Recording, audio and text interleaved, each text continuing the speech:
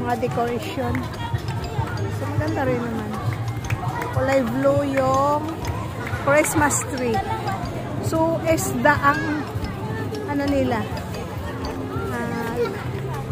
sa Christmas tree. Sa loob.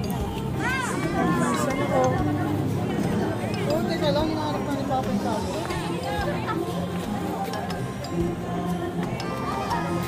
Guys, dito kami sa munisipyo ng Benangonan.